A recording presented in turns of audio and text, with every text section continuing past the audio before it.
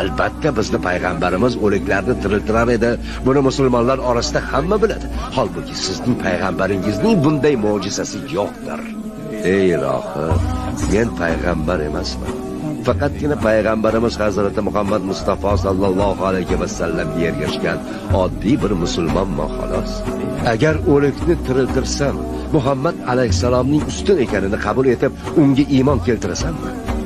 Ma'qul, iymon keltiraman. Qabrlardan birini ko'rsatsa payg'ambarimizning ustunliklarini ko'r. Bo'pti, qani ketdik unda. Mana shu qabr. Bu sen ko'rsatgan qabrda yotgan kishi dunyoda ashulachi edi. İstesang Allohning izni bilan uni ashula aytayotgan holda tiriltiramiz. Shuni xohlaysan? Mayli, shunday bo'lsin. Ey qabr ahli, Allohning izni bilan o'rningdan tur, tiril.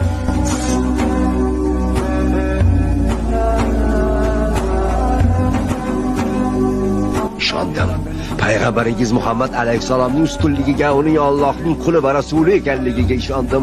Allohning yagona ekanligiga ishondim. Ya marhaba.